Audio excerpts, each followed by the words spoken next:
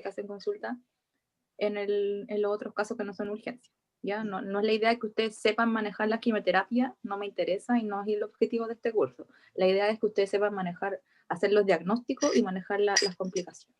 Partan nomás, chiquillos. Ya. Buenas tardes a todos. Mi nombre es María José Vargas y junto con mi compañera Alexandra Vargas les vamos a hablar sobre las urgencias hemato-oncológicas. Nuestros objetivos son comprender la importancia de la urgencia hemato-oncológica para él o la médico general, identificar los síntomas y signos de cada urgencia hemato-oncológica, realizar un correcto diagnóstico basado en la clínica y exámenes complementarios correspondientes, aplicar el manejo inicial adecuado para cada urgencia hemato-oncológica y conocer cuándo, cómo y a quién derivarlas.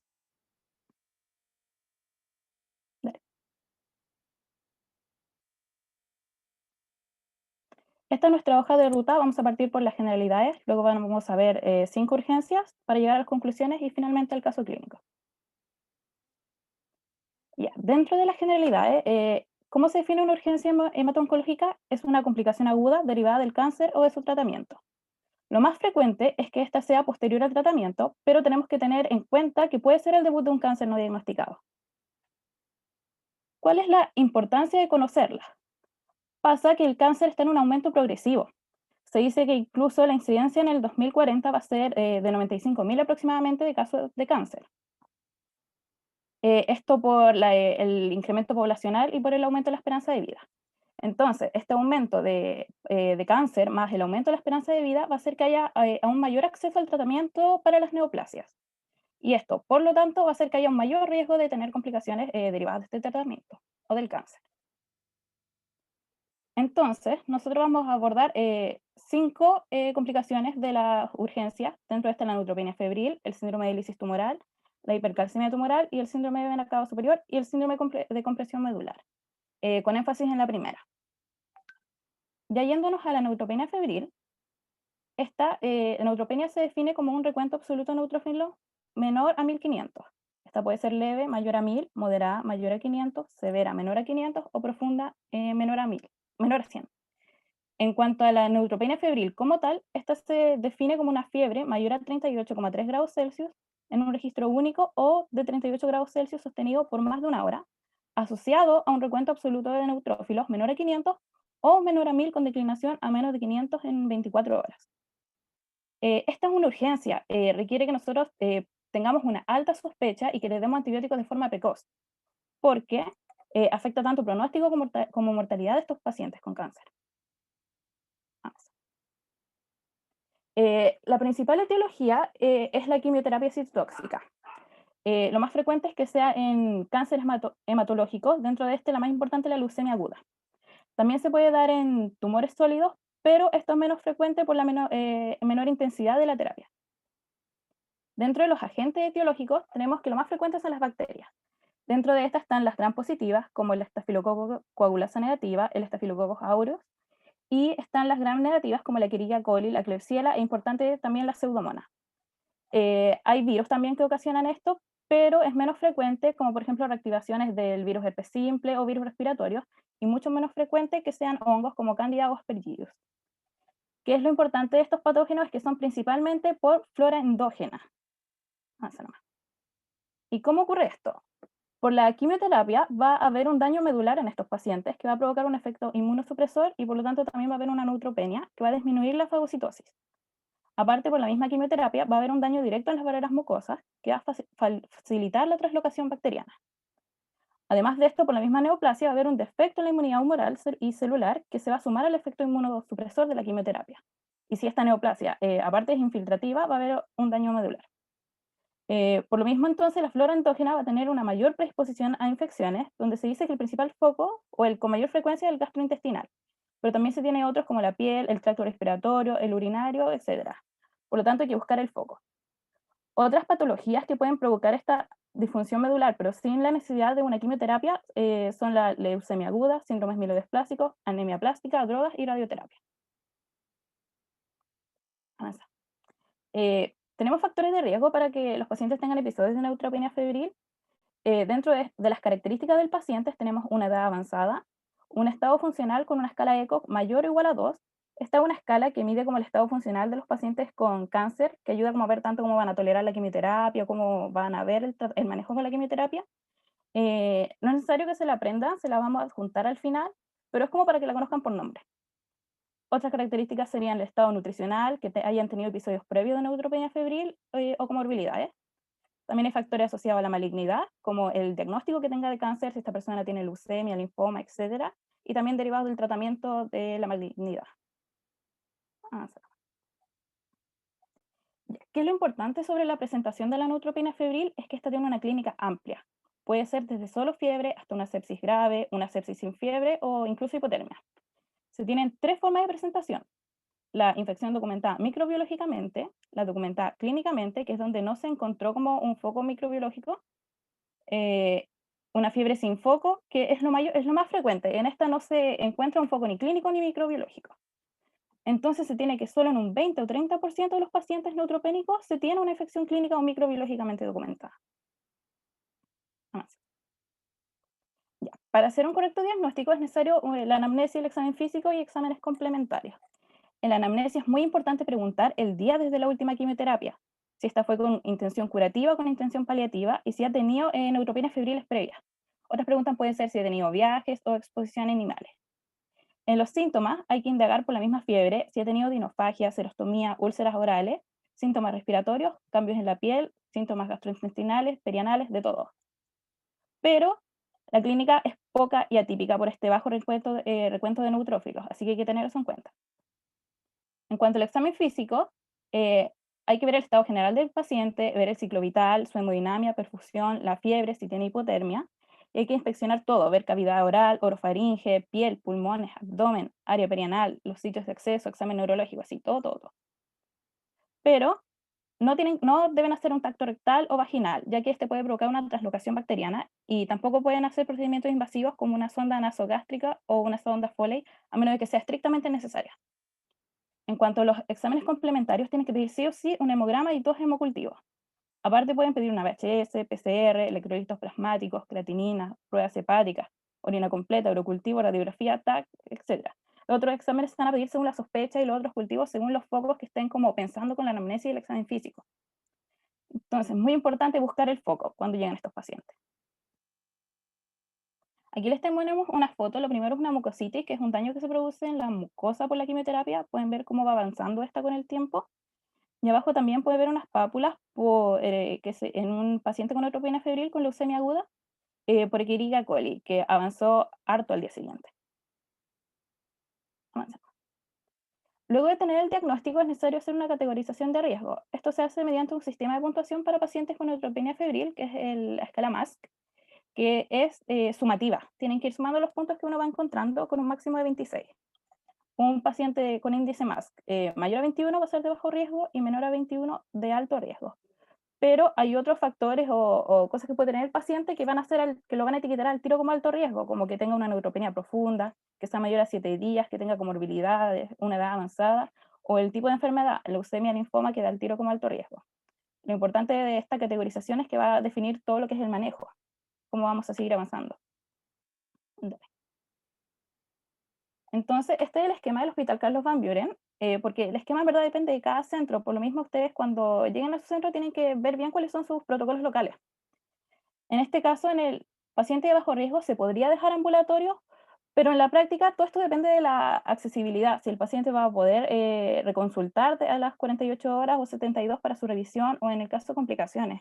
Por lo mismo, por lo menos en el sistema público se prefiere hospitalizar al tiro.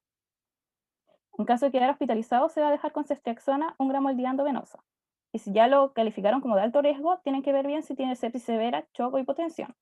Si no tiene, le van a dar cefepime de 1 gramo cada 8 horas endovenosa. Y si sí tiene, le van a dejar imipenem 1 gramo cada 6 horas endovenosa, junto con vancomicina 1 gramo cada 12 horas endovenosa.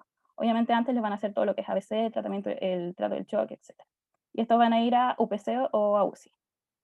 Y si encuentran un foco, tienen que añadir otros antibióticos, como en el foco abdominal, donde le van a dar metronidazol, y en el foco cutáneo, que le van a dejar con vancomicina.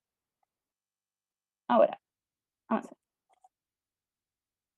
Si no tienen tiempo para tomar el hemocultivo, no tienen que retrasar los antibióticos porque tienen menos de 1 hora para dárselos.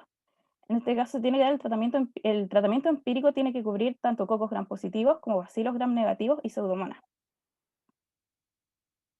Esta es una parte corta sobre el factor estimulante de colonias de granulocitos, que se dice que puede estar indicado en caso de riesgo de complicaciones severas, como una neutropenia prolongada y profunda, una neumonía, hipotensión, sepsis, que el paciente sea mayor a 65 años o que tenga un cáncer primario no controlado.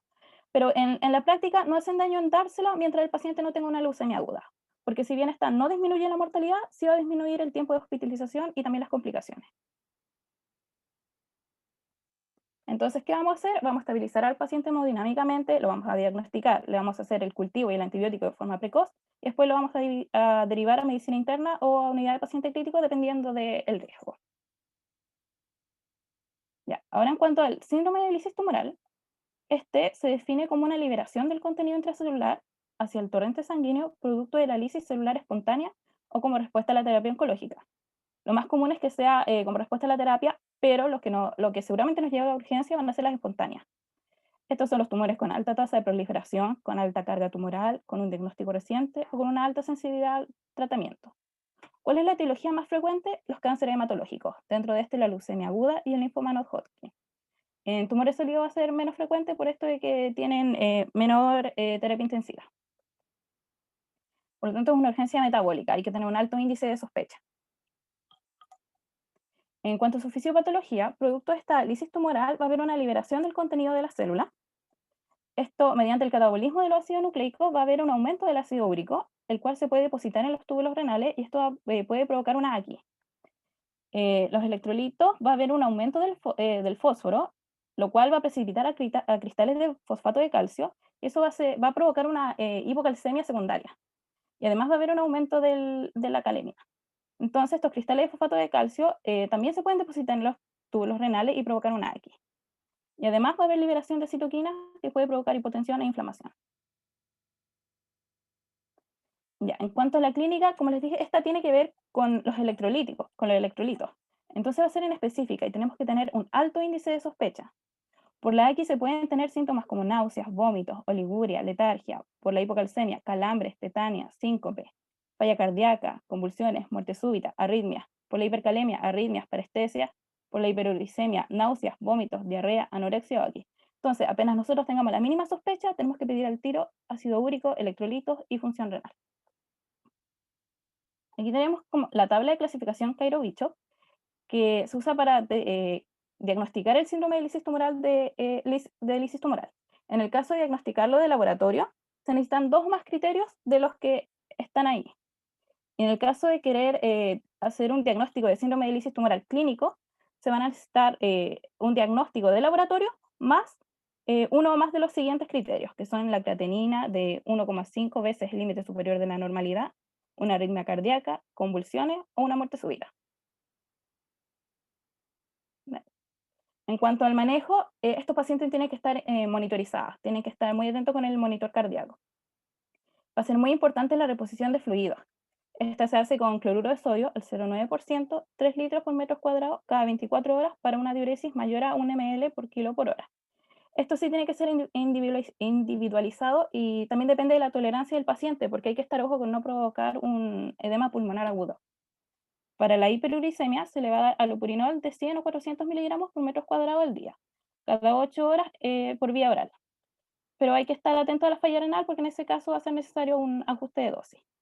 Aquí les dejé la buricasa, que es otro medicamento que se usa para el tratamiento de la hiperuricemia, pero por lo que leí acá no está muy disponible, pero si lo llegaran a tener en su centro es una muy buena opción para tratar la hiperuricemia. En cuanto a la corrección de electrolitos, se tiene que corregir la hipercalemia severa. Esto mediante las mismas medidas que vimos en el tema oral de la semana pasada, así que no voy a ahondar mucho en eso. En cuanto a la hipocalcemia, esta se trata cuando es sintomática. Ahí se le da gluconato de calcio al 10%, 1000 miligramos diluido en 500 cc de suero glucosado al 5%, endovenoso por 20 o 30 minutos. Luego de eso se puede dejar con una infusión en 24 horas. Y hay que estar muy atento a los valores de calcio, estarlo monitorizando. En cuanto a la hiperfosfatemia, para esto hay que promover la excreción renal y esto se apoya de todo lo que es la reposición de fluido con suero fisiológico. En el caso que ya sea muy severa, habrá que hacer una terapia de reemplazo renal. Se han descrito también unos quelantes de fósforo, de fosfato, que evitan la absorción del fósforo, pero esto ya es como para manejo más crónico. Entonces, ¿qué hacemos si falla el tratamiento? Hay que dializar al paciente. Y este se va a derivar a UPC o un centro de referencia que tenga diálisis, y después quien lo va a tratar va a depender de la causa. Pues si era una leucemia, va a ir a hematología, y si es un tumor sólido, va a ir a oncología. Y ahora sigo yo. Les voy a comentar primero sobre la hipercalcemia tumoral. Si me avanzara, sería bacán. La hipercalcemia tumoral se define como un calcio sérico mayor a 10,5 miligramos decilitro. Los valores normales de calcio son entre 8,5 a 10, y una hipercalcemia leve se define como una menor a 12, moderada entre 12 a 14 y severa si es mayor o igual a 14. Esta es la complicación metabólica más frecuente y se produce mayormente en el mieloma múltiple. Le sigue el cáncer de mama y el cáncer renal. Bueno, acá les puse una foto de un osteoclasto que está súper cansado y ya vamos a ver por qué. Este es un factor de mal pronóstico para los pacientes, y lo más importante aquí es que tenemos que saber manejarlo. Respecto a la fisiopatología, tenemos 3 vías. La primera es la hipercalcemia osteolítica local, que representa un 20% de los casos. Aquí lo más importante es que hay un aumento de las citoquinas y un aumento del péptido relacionado con la paratormona. Estas moléculas van a aumentar la actividad de los osteoclastos, y esa es la forma en que van a aumentar la calcemia en los pacientes. Acá lo más importante es que el aumento de la citoquina es el que produce como este efecto. El siguiente mecanismo es la hipercalcemia humoral, que esta es la más importante porque es el 80% de los casos. Aquí lo que prima es el aumento del péptido relacionado con la paratormona, que va a aumentar la actividad del osteoclasto y además va a aumentar la absorción renal. Y por último tenemos los linfomas secretores de calcitriol, que son menos del 1% de los casos. Aquí el mecanismo es que ya tenemos la vitamina D, y el linfoma lo que hace es como aumentar la activación de la vitamina C y la transforma a calcitriol, y esta aumenta la absorción intestinal de calcio. Respecto a la clínica, tenemos hartos síntomas y signos que pueden ir desde lo neurológico, renal, gastrointestinal o cardiovascular. Pero les quisimos recalcar lo siguiente: si es que hay un compromiso de conciencia que va desde la fatiga hasta el coma, si hay un paciente que viene muy deshidratado, o si hay un paciente que uno tiene una sospecha de una falla renal progresiva, tenemos que ponerle alerta y ir a buscar si es que tiene una hipercalcemia.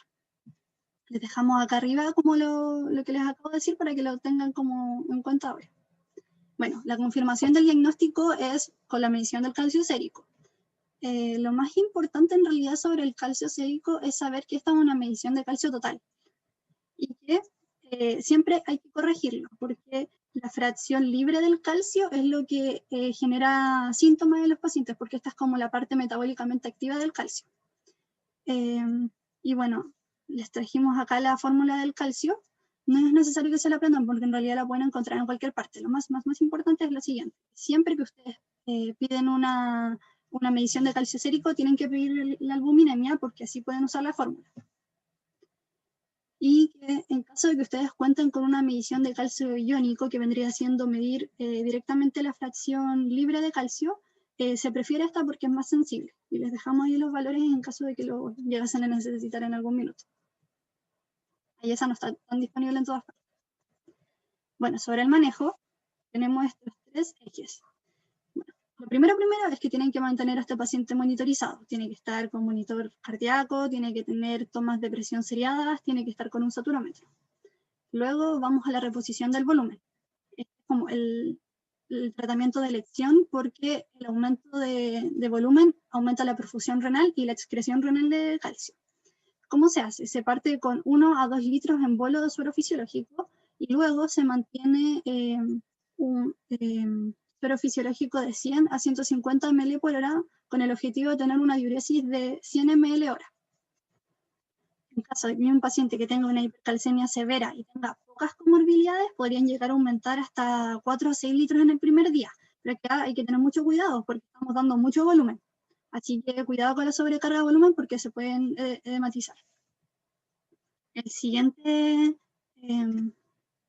manejo, o sea, no es manejo. El siguiente paso es el aumento de la excreción renal, que el aumento del volumen sigue siendo la mejor terapia. O sea, ustedes tienen que mantener al paciente con harto volumen para que pueda botar el calcio.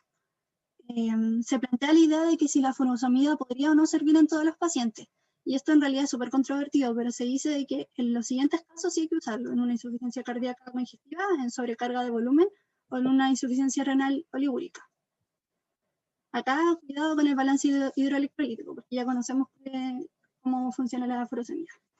Y el último manejo es con corticoides, que se parte con hidrocortisona y a los días siguientes se cambia a prednisona. Les dejamos las dosis en realidad para que las puedan ver después. Luego sigue la inhibición de la resorción ósea. Y acá el más importante son los bifosfonatos y tienen que ser administrados antes de 48 horas desde hecho el diagnóstico porque su efecto demora entre 2 a 4 días en partir. Entonces todo ese tiempo lo tenemos que seguir manteniendo con el suero fisiológico que ya les habíamos comentado. Acá tenemos 3 fármacos, el pamidronato es el más importante porque es el que está más disponible, pero en caso de que ustedes puedan acceder a los otros, también lo pueden considerar. Las RAM que pueden tener estos fármacos son la nefrotoxicidad y una enfermedad similar a la gripe, que se da entre 1 o 2 días después de administrado el fármaco. Entonces ahí uno también tiene que tener ojo porque puede ser que el paciente esté presentando esta RAM y no necesariamente que se haya enfermado. Otra terapia que es complementaria al uso de bifosfonatos es la calcitonina. Esta aumenta aún más la excreción renal y la inhibición de la resorción ósea. Esta es una terapia complementaria que en realidad no está muy disponible todavía, pero para que la conozcan para un futuro. El tema con la calcitonina es que puede generar taquifilaxia, que es este efecto de que pierde efecto durante el paso de los días, pero se puede arreglar usando los corticoides, que ya lo habíamos comentado. Y si tiene alguna contraindicación o si no funciona el manejo, ¿qué vamos a hacer? Vamos a hacer hemodiálisis. En caso en que se usa la hemodiálisis, sí o sí, si es que hay un calcio mayor a 18, si hay una insuficiencia renal anúrica, en insuficiencias cardíacas congestivas, arritmias malignas o en el fracaso del tratamiento que ya vimos.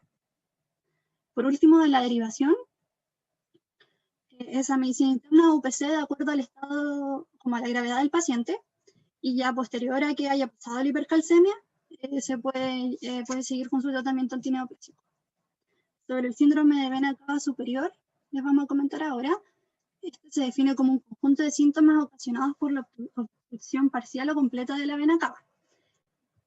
Si ustedes miran, acá tenemos el tumor representado por el gatito. Acá lo que pasa es que al obstruir la vena cava se produce una disminución del retorno venoso al corazón y un drenaje deficiente de cara, cuello y extremidades superiores. Este es un cuadro progresivo que lleva varias semanas de instalación hasta que en un momento se hace una emergencia. Pero también en algunos casos, dependiendo de la etiología, podría llegar a ser una emergencia per se. Esta puede ser dada por una compresión extrínseca, como un tumor, por ejemplo, o una intrínseca, ya lo vamos a ver. Y la causa más frecuente es el cáncer de pulmón. Como les decía, el cáncer de pulmón es la causa más frecuente de las neoplásicas. Le sigue el linfoma de Hodgkin y las metástasis del cáncer de mama. Acá tenemos un monito que está muy asombrado con esto. En las no neoplásicas lo más importante es conocer las trombosis secundarias a catéter venoso central. Bueno, sobre la fisiopatología, como ya se les había comentado en realidad, como que esta compresión, el gatito, disminuye el retorno venoso y genera congestión en las extremidades superiores, en cara y en el tórax superior, de aquí para acá. Es súper importante tener en cuenta con esta imagen de que hay muchas estructuras que están rodeando la vena cava, entonces cualquiera de estas que tenga un proceso expansivo podría llegar a comprimirla. Y si es que el cuadro se instala de una manera progresiva, podría llegar a generar colaterales. Sobre la clínica, tenemos una triada que es el edema en esclavina, la cianosis y la circulación colateral. En la foto, acá abajo a la foto inferior derecha, se puede ver el edema en esclavina, que si se fijan igual se nota harto que como que el paciente se pone como rojo de aquí para arriba. Tenemos la ingurgitación de las venas, acá también hay alguna circulación colateral y distensión de las venas también. Y bueno, más que nada de los síntomas importantes son los hemodinámicos, porque son súper frecuentes, y también los respiratorios. La disnea, de hecho, puede llegar a ser un motivo de consulta súper frecuente en estos casos. Y hay que tener mucho, mucho ojo con el estridor y los síntomas neurológicos, porque el estridor representa que ya hay una obstrucción de la vía aérea superior, o sea, perdón, de la vía aérea, y los neurológicos porque pueden estar representando que ya hay un edema cerebral. Entonces, en estos casos son síndromes muy, muy graves, hay que tenerlos en cuenta. Bonito grito. Ya. Sobre el diagnóstico, es la clínica que ya vimos más las imágenes de ahora. En caso de que ustedes cuenten solo con radiografía de tórax, se la pueden hacer, y estos son algunos de los signos que da: un ensanchamiento del mediastino superior, un derrame pleural y una masa ciliar derecha, que es lo que está mostrando en la imagen. Pero el examen de elección es el TAC de tórax con contraste, porque confirma diagnóstico y etiología. Acá, si se fijan en el TAC, hay una masa que está comprimiendo la vena cava superior. Si todavía no la ven, ahora van a ver la masa. Ahí está la masa. Y aquí se ve la obstrucción de la vena cava, marcado con la flechita. Acá les traemos otro TAC, que no es el mismo del anterior, que también está mostrando acá la masa que está obstruyendo.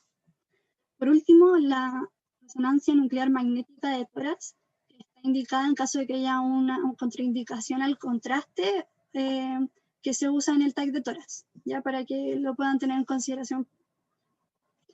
Y el diagnóstico, ya la confirmación de la etiología, se da por biopsia. Bueno, respecto al manejo, lo primero que hay que ver es si es que amenazan, o sea, si es que el síndrome está amenazando o no la vida del paciente. Lo sospechamos si es que hay un edema cerebral, una obstrucción de la vía aérea o una inestabilidad circulatoria. En este caso, lo primero sería estabilizar al paciente. Y bueno, esto igual no está muy disponible, pero en caso de que pudieran realizar una venografía más la colocación de un stent sería lo ideal. Si ya el paciente está estabilizado, o si en realidad no representó una amenaza a la vida urgente, se siguen con las medidas generales, que vendrían siendo: lo primero, levantar la cabecera, calmar la ansiedad y el manejo del dolor, porque los pacientes de repente vienen con mucha disnea, súper preocupados de qué les está pasando. Y los corticoides, se parte con dexametasona. Lo más importante aquí es que idealmente tienen que ser por biopsia, pero si esto retrasa el manejo, entonces no importa, le damos los corticoides. Y otro datito es que el linfoma responde súper bien a los corticoides, mientras que el cáncer de pulmón en realidad no responde mucho, así que eso igual es un dato que les puede servir.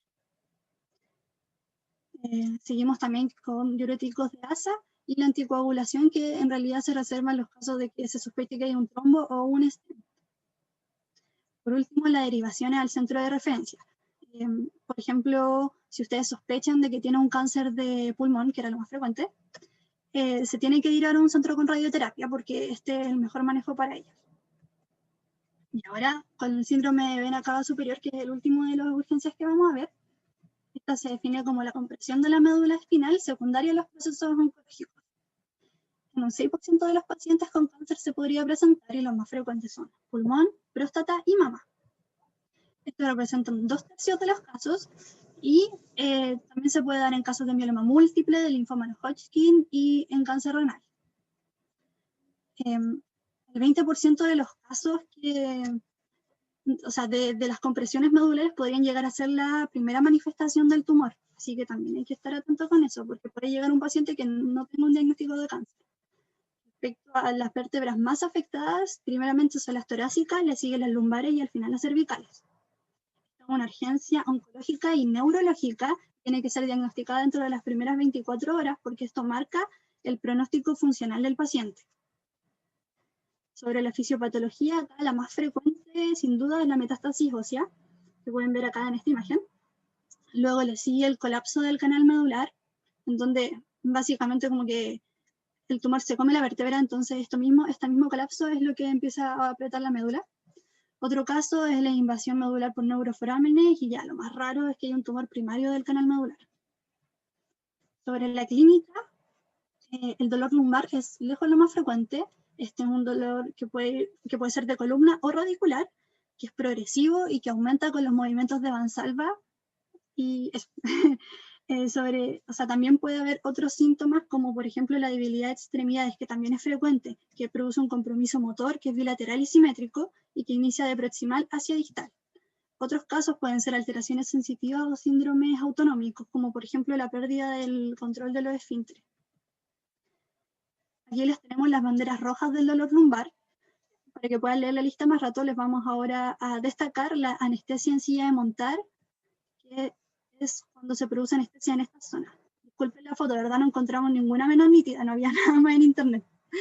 Y la retención aguda de orina también es súper importante. Respecto a otra bandera roja que quisimos destacarles es el dolor de características inflamatorias. Este es un dolor que empeora el reposo durante la noche y con maniobras de Valsalva. Y también que no va a mejorar a pesar del tratamiento antiinflamatorio. En esos casos también hay que estar atentos. El 70% de los pacientes al presentarse en la urgencia no son capaces de caminar. Sobre el diagnóstico ya les hablábamos, esta clínica, recuerden el dolor lumbar, el examen físico y la imagen de elección es la resonancia de columna completa. Si se fijan en esta imagen, aquí es donde se está comprimiendo la médula, y esta es otra imagen en la cual se ve que prácticamente no queda vértebra, se está comiendo todo el tumor. Y en caso de que esté contraindicada la resonancia o no esté disponible, se puede hacer un TAC o una radiografía de columna. Y les trajimos una radiografía que lo más importante a notar es que, si se fijan, esta vértebra está como más negrita en comparación a esta. Ya, pues, entonces, esta, la imagen de la derecha, es una imagen tomada 2 meses antes de la que está a la izquierda. Este es un tumor secundario a mieloma múltiple, solamente para mencionárselo. Ahora, sobre el manejo, lo más importante es que hay que inmovilizar al paciente. Sospecha la compresión medular, que inmoviliza. En caso de que tenga una retención aguda de orina, se le indica una fonda Soli. Si no, perdón. El manejo del dolor es de acuerdo al dolor que tenga el paciente en ese minuto. Se pueden usar AINES, opioides, pregabalina, de acuerdo a las características clínicas del paciente, más que nada. Y los corticoides acá también tienen que ser post-biopsia idealmente. Se parte con dexametasona con dosis de 10 miligramos endovenoso y después se baja un poquito la dosis. Y acá es súper importante también que la derivación tiene que ser urgente con inmovilización en bloque a un centro de referencia que tenga neurocirugía y radioterapia. La radioterapia acá es el tratamiento, el pilar del tratamiento, así que recuerden que tienen que derivarlo urgente. Bueno, sobre nuestras conclusiones son las siguientes. Es muy probable que exista un aumento de estas urgencias debido al incremento esperado del cáncer. Los signos y síntomas suelen ser inespecíficos, por lo que se requiere un alto índice de sospecha, y que para realizar un correcto diagnóstico es necesario apoyarse en exámenes complementarios que pueden ser de laboratorio o imágenes de acuerdo a lo que ustedes estén sospechando, y el manejo inicial debe ser lo más precoz posible y es de resorte del médico general, así que esto sí o sí tenemos que saber hacerlo. Y que todas las urgencias se derivan una vez terminado el manejo inicial, y que la derivación depende de acuerdo a la gravedad, el diagnóstico y la posible etiología que tenga el paciente. Bueno, esta fue nuestra presentación, ahora pasamos a la parte de preguntas. Muy bien, súper. Excelente presentación, chicas. Gracias. Bien. A mí me quedó súper claro. Yo sé que para el resto del curso estos temas son nuevos.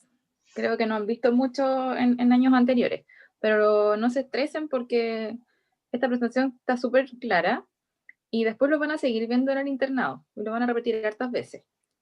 Así que tienen que empezar a internalizarlo. Hagan sus preguntas si quieren por el micrófono o por el chat.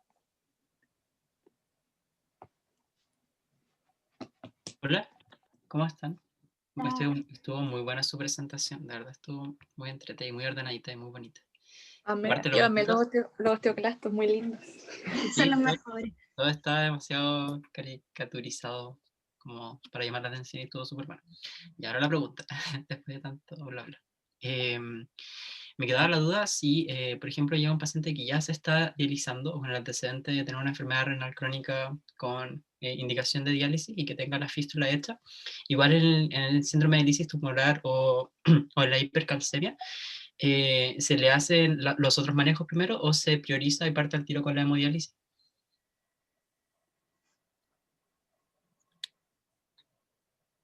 Perdón si es muy enredada la pregunta. Yo creo que eso la respondo yo mejor, porque Sí. las chiquillas no se esperaban esa pregunta. No. Igual, Depende si puedes realizarlo.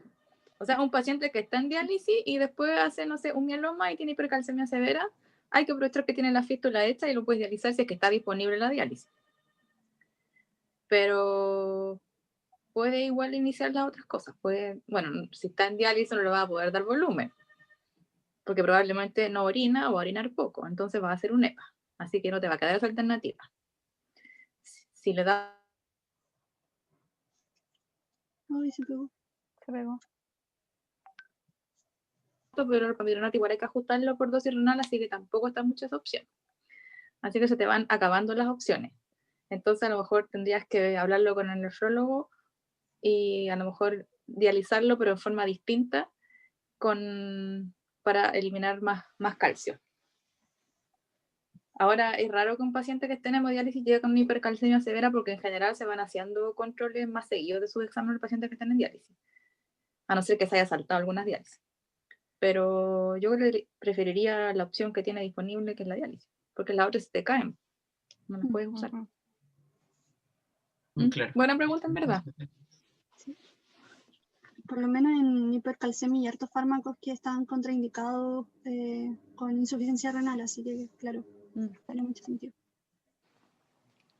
La diálisis, al tiro. ¿Alguna otra? ¿Más preguntas? Ya, bueno, de todos estos temas, lo más que tienen que saber, así al revés y al derecho, es la neutropenia febril, ¿ya?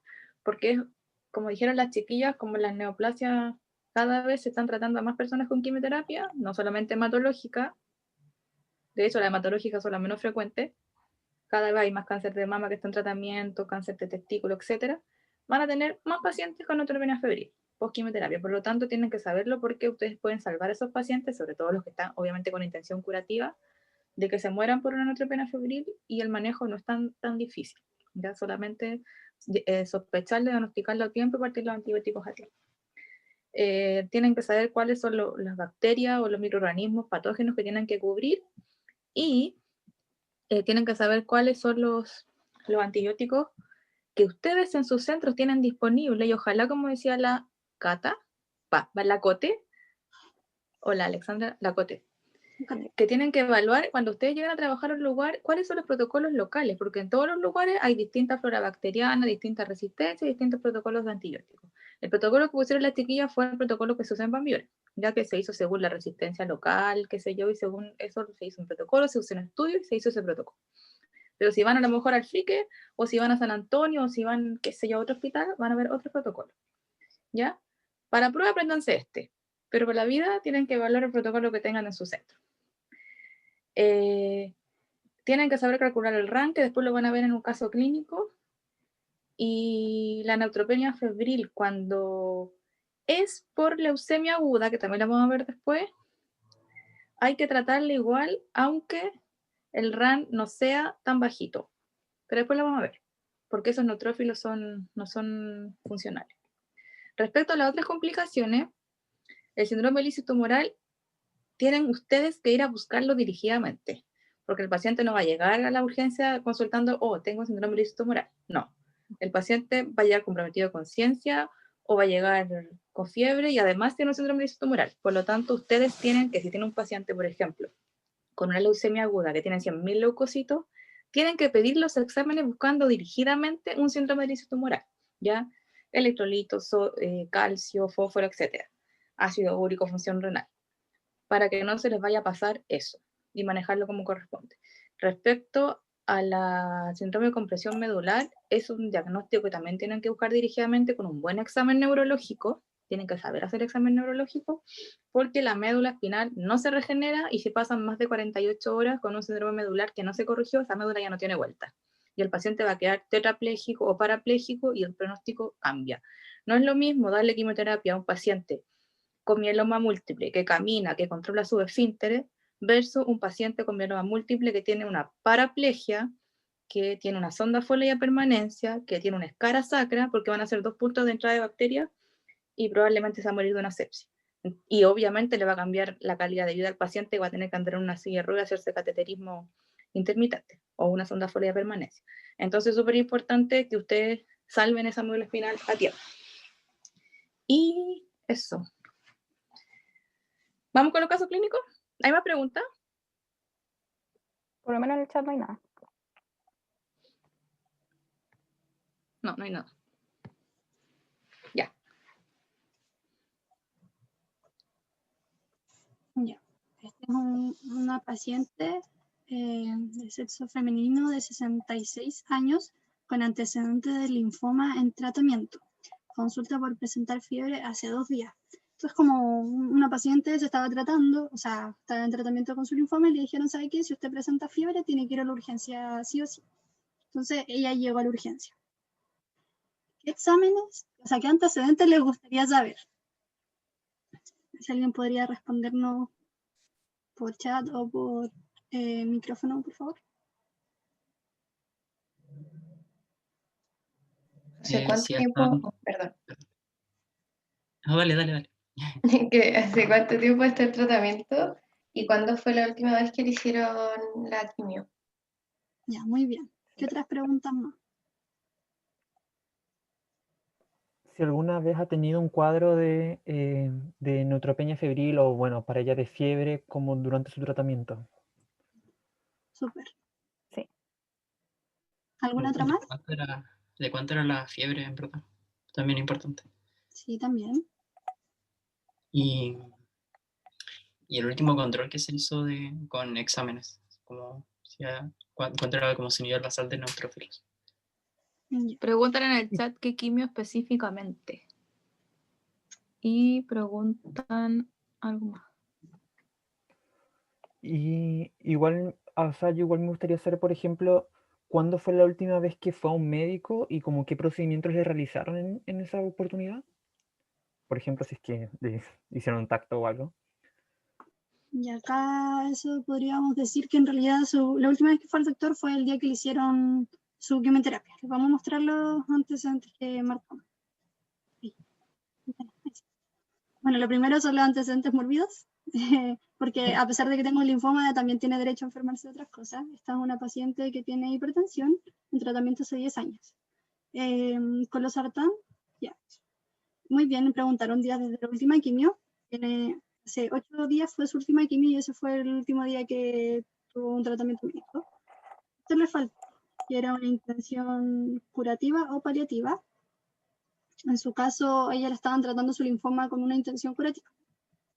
Y también le preguntaron muy bien si es que había tenido alguna neutropenia antes. Y ella nunca la había tenido. ¿Qué otros síntomas hay que preguntarle a la paciente? Sí, porque nos dijo que viene con fiebre. ¿Qué otras cosas más tenemos que preguntarle respecto a síntomas? Buscar algún foco, pues si tiene síntomas de como alguna infección en algún lugar, si la piel, si ha tenido como alguna herida, si tiene tos, disnea, disuria o diarrea, vómito, por ejemplo. ¿Ya? ¿Alguien más quiere aportar algo más? Ay, escuché que alguien habló. ¿No? Ya. Nada. Muy bien. Bueno, les marcamos lo siguiente, que son buscar si es que tiene algo en la boca, una úlcera, si es que tiene odinofagia, síntomas urinarios, cambio de la piel, síntomas respiratorios, gastrointestinales o perianales. Y al examen físico, busquen. Si es que tiene palpitaciones, taquicardia o algún signo de shock. ¿Ya? ¿Sí? ¿Partís con ciclo? Súper. Este es el ciclo vital de la paciente. ¿Algo hay que destacar?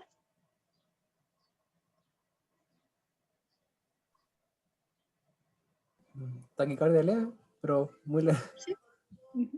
Y que sigue viva, como que no está... que no tiene hasta el momento nada como orientativo que esté como full choqueada, por lo menos por el lleno capilar. Sí. Y hay que buscar como todo lo mismo que buscamos en los síntomas, pero en el examen físico, como ocultar y hacer como todo el examen completo de pie a cabeza, con inspección en la boquita y también en la zona perianal, incluida. Sí, muy bien. Al Todo, Cito todo, le todo. falta la temperatura.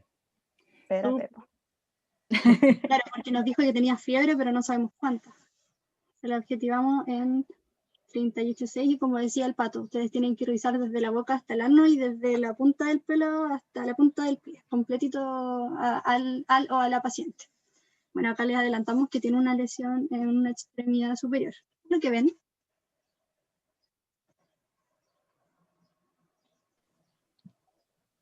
Es como una flebitis o algo así.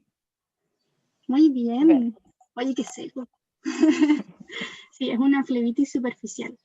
Súper importante que en estos pacientes, como que si es que le hicieron una quimio hace poco tiempo, si es que tienen alguna infección, en realidad igual es difícil que tenga así como no sé, pues una pelota con pus o algo así, porque no tienen neutrófilo. Ya. Ya. Entonces ahora con todos los antecedentes que encontraron, tienen que decirme qué exámenes pedirían. Esto lo voy a hacer mediante encuesta.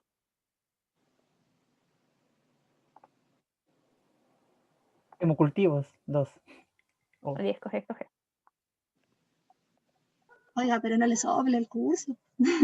no caché que iban a hacer eso, perdón. Está bien. Está arreglado esto, parece, ¿eh? ¿Eran todos los exámenes que quisiéramos? Sí, cuando ustedes quieran. Ah,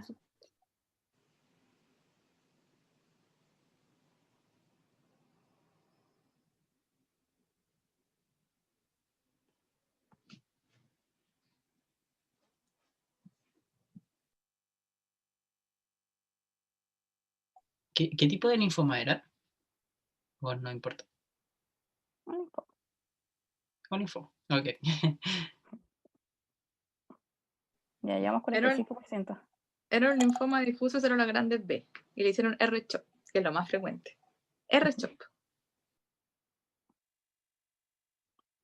Creo que quedé más perdido después de esa respuesta. Por eso que no le pusimos nombre, porque no me interesa que sepan las quimios, ya les dije. Solo tienen que saber que es un linfoma y que la quimio hematológica es bien intensiva. Ya llevamos 63 y ahí se detuvo la paro nomás. Sí, dele nomás. Ya, voy a cerrar.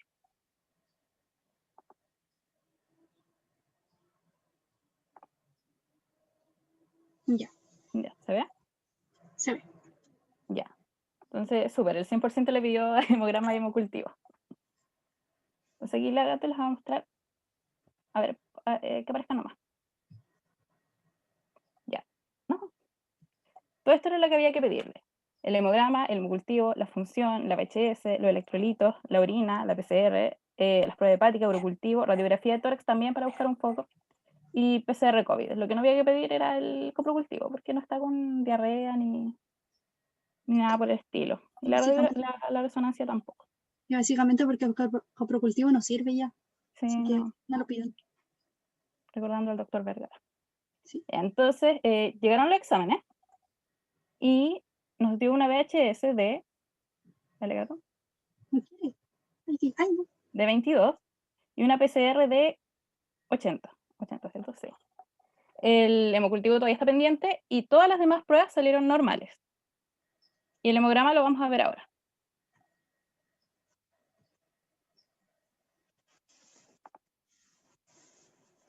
¿Alguien lo quiere como leer?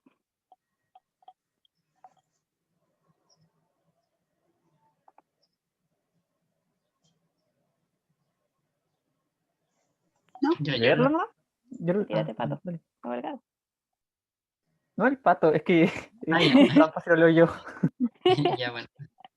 Y ahora tiene una leucopenia. Tiene una. Bueno, esa es como la parte. Tiene una anemia moderada. Que es normo, de normocítica normocrómica, con un AD normal, o sea, dentro del rango normal, y una leve plaquetopenia. Ah, no, aquí no, sea, bueno, aquí en este laboratorio no es plaquetopenia. Pero bueno. Y abajo en la fórmula tiene, bueno, igual tiene los leucocitos bajos, entonces el porcentaje de todo va a ser muy bajo, pero tiene, tiene como una cierta formación de líneas inmaduras con una desviación izquierda de neutrófilos, basiliformes, basófilos, o sea, con basiliformes, no sé si juveniles, pero hay desviación izquierda con... Y supongo que pusieron la RAM porque tengo que calcular como el recuento de neutrófilos. Todavía no. Sí, pero calma. Calma. Pero Ahora al final les es vamos a una pedir, citopenia como dice la Trini. sí, sí. Ahora les vamos a pedir que puedan calcular el RAN y va a salir el cuadrito de la votación. Ya.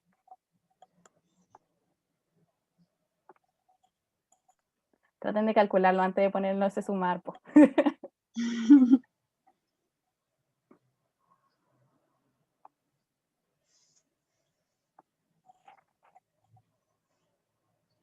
Ya uno lo lleva, bueno.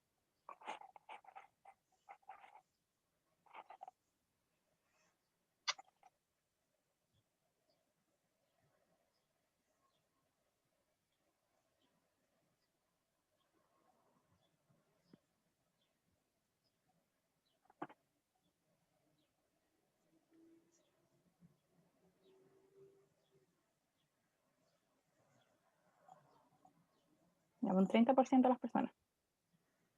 40.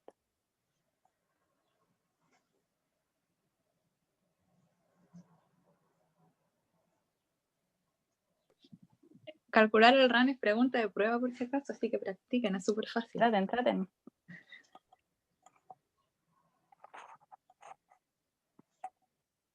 Ya un 53 por 55. Alguien más, alguien más.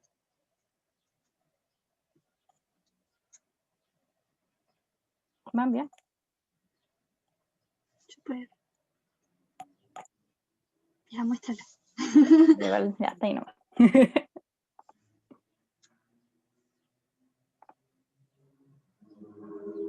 Ya, súper. Ya.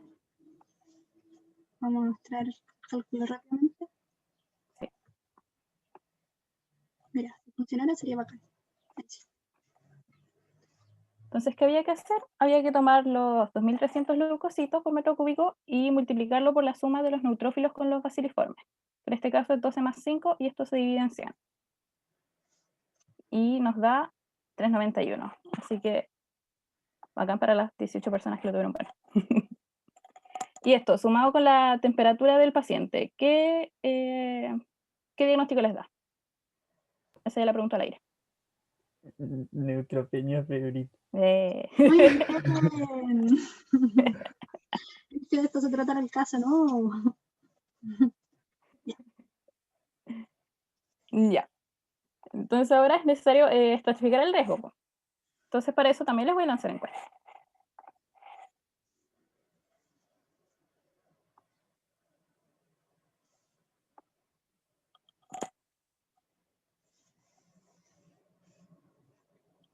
Cualquier cosa nos pueden preguntar igual por antecedentes. ¿Cómo está la presión? No me acuerdo. Estaba un poco alta. No está hipotensa. Ahí. Está como 130, 100 creo. Se me olvidó la anamnesis próxima. Tampoco tiene época. Solo tenía la fiebre y la flebitis.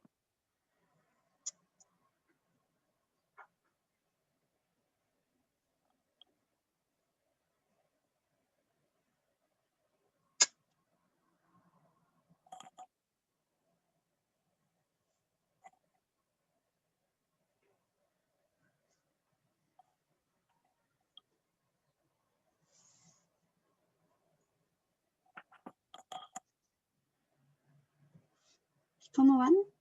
Un 20%. Sí, igual están más lentitos, Ujú. pero es importante hacerlo.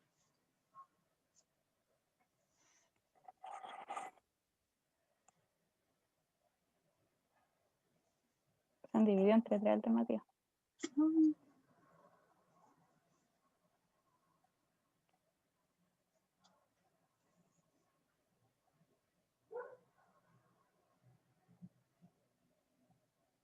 Ya vamos en 40. Está subiendo, 44.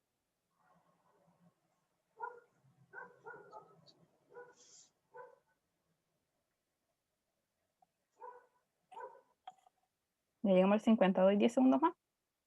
Ya.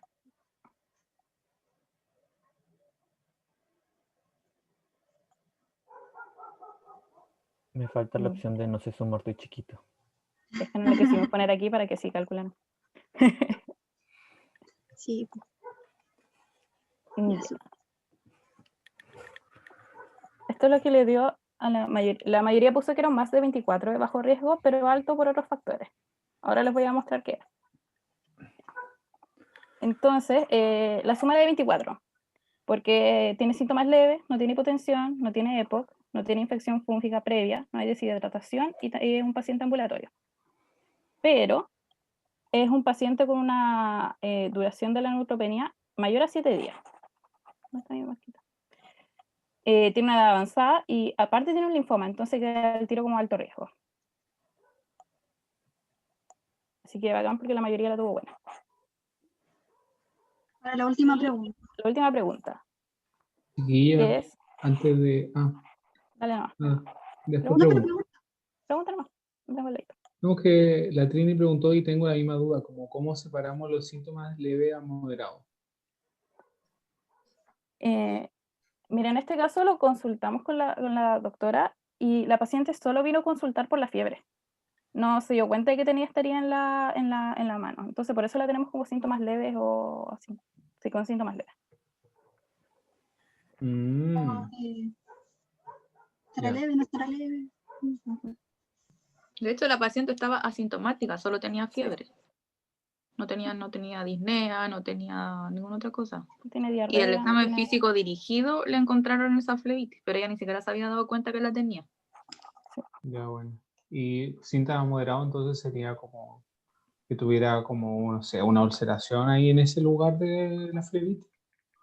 O que tuviera otros síntomas. Claro. Mm, Igual estas escalas son como guías para ustedes, no tienen que ser tan estrictos.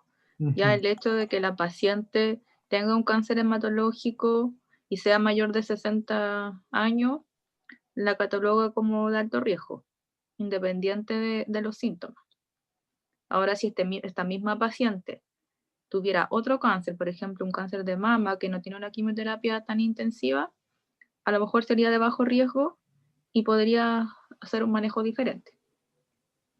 Hay que evaluar de paciente a paciente. Siempre las escalas no son tan estrictas porque a veces hay cosas que son muy subjetivas, por ejemplo, en los síntomas. Hay pacientes que agrandan un poco los síntomas, hay pacientes que minimizan un poco los síntomas. Entonces hay que tratar de, dentro de lo subjetivo, ser un poquito objetivo. ¿Ya?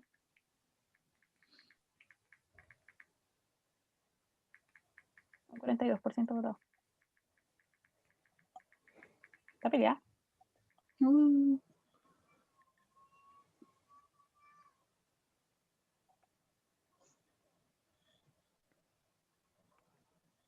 Ya creo que llega al 50. Doy como 10 segundos más.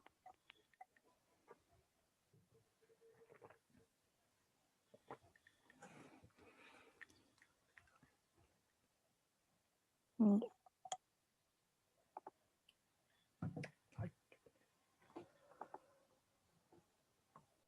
Ya. Entonces la mayoría se inclinó por el CFPIME con la banco. Aquí vamos a ver. Entonces, por el alto riesgo y porque no tiene sepsis ni shock, se le deja con CFPIME 1 gramo cada 8 horas endovenosa, hospitalizado. Por el foco cutáneo además se le va a agregar la banco de 1 gramo cada 12 horas endovenosa. Así que la mayoría la tuvo buena.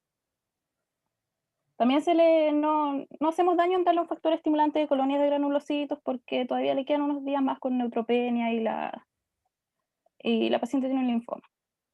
Y además vamos a tener le podemos dar antipiréticos por el primer día por horario y después se los quitamos, se los dejamos SOS para ver también la evolución del tratamiento antibiótico.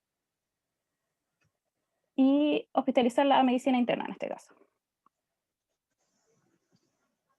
Ese sería nuestro caso clínico y presentación.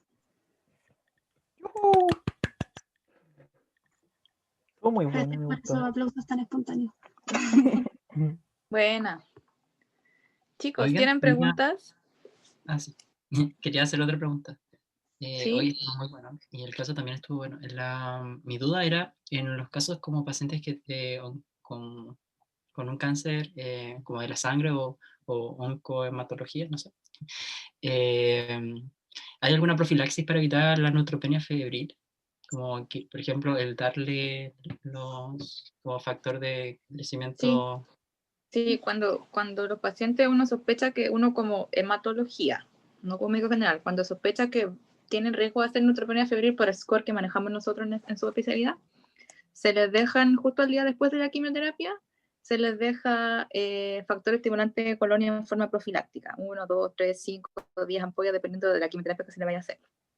Salvo en las leucemias agudas mieloides, porque ahí va a estimular los blastos. En todo lo otro se puede dejar. Y así evitan las neutropenias. Pero a veces hay pacientes que no tienen alto riesgo de hacer neutropenia febril y la hacen igual. Entonces, en esos pacientes son los que le van a llegar a ustedes. Y en esos pacientes después nosotros deberíamos dejarle profilácticamente a todos. Pero sí hay, existe. Y están disponibles, están por GES. Ya, bacán. Muchas gracias. De Hay otra nada. pregunta en el chat. Sí, de la Fran Correa. Dice, una vez me dijeron, la Francisca Correa, una vez me dijeron que el pic de la neutropenia tras la quimioterapia es a las 2 semanas. ¿Están así? ¿Cuándo parte y cuándo termina la neutropenia? Muy buena pregunta. La neutropenia es más o menos entre el día 7 y 14 post quimioterapia. Entonces, por ejemplo, si les llega un paciente de urgencia con una neutropenia febril y hace 7 días que se hizo la quimioterapia, está recién partiendo con la neutropenia. Así que tienen que asumir que el paciente va a estar por lo menos una semana neutropénico, que va a ser diferente a un paciente que hace 14 días que le hicieron la quimioterapia, por lo tanto ya está saliendo la neutropenia. Ese paciente probablemente va a tener menos riesgo. Lo tienen que tratar igual, como con el manejo, pero probablemente ligerito va a recuperar su neutrófilo. Pero sí, más o menos entre el día 7 a 14. Va a depender de la quimio, pero más o menos eso. ¿Hay más preguntas? No, no, Entonces, en resumen, neutropenia febril, paciente post quimioterapia, en general pueden haber pacientes con leucemia aguda que no han tenido quimioterapia, pero que el recuento neutrófilo está bajo, ya saben cómo calcularlo, tienen que añadir baciliformes si es que hay, no lo confundan con basófilos, que no es lo mismo, baciliformes. Los baciliformes se añaden porque en unas 5 horas más van a ser neutrófilos, por eso que se añade. Y si está neutropénico y tiene fiebre, cultívenlo y parten antibióticos. Obviamente manejan el shock, si está choqueado y todo eso. Si no tienen tiempo de tomar los exámenes porque no están disponibles, porque es horario inhábil, qué sé yo, le parten antibióticos igual. Dependiendo del antibiótico que tengan en su centro. Si no están disponibles y me ven en banco porque el paciente está choqueado, pónganle lo que tenga, pero del antibiótico y trasládalo precozmente a un lugar donde se pueda tratar más correctamente a este paciente. Estos pacientes se mueren rápido. Un paciente que tiene 100 neutrófilos en su sangre periférica y está con fiebre, si no lo tratan, en 24 o 48 horas están muertos. Así de dramática es la cuestión. Y a veces los pacientes no se ven tan mal cuando llegan, ¿ya? Así que tienen que ustedes ser bien alaraco. Por último, le dejan, si no se acuerdan, llamen, pregunten, y si no, le dejan antibióticos de amplio espectro cubriendo gran positivo, gran negativo, pseudomonas, qué sé yo. Y por último, después cuando el paciente se traslada a un centro donde hay infectólogo, el infectólogo o la infectóloga lo va a evaluar y va a bajar los antibióticos, ¿ya? Pero ustedes tienen que ser alaraco con estos pacientes. ¿Qué más? ¿Cuáles son los centros de referencia para urgencia hematológica en la región? Valparaíso, San Antonio, el Van Buren. Viña del Mar, Quillota, el Frique. San Felipe, Los Andes, para lo agudo, lo urgente es el Frique.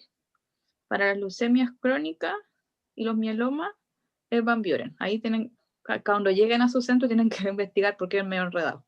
Porque como Aconcagua no tiene hematología, la mitad de los pacientes se van al Frique y la otra mitad se viene al Van Buren. ¿Qué más? ¿Preguntas? ¿Más preguntas?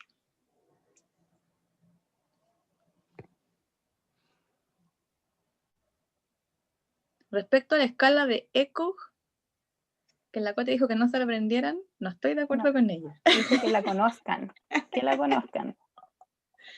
La van a seguir escuchando, así que no le voy a preguntar en la prueba, a lo mejor sí. Se la vamos a dejar puesta. Ya, léala, es súper fácil. porque la van a empezar a escuchar bien seguido. Mm, Ya, si no hay más preguntas, felicitaciones, chiquillas. Súper buena la presentación. Gracias. Les va a servir para después. Y 10 minutos de descanso y seguimos con leucemia. ¿Qué opinan? Sí. Ya. Lo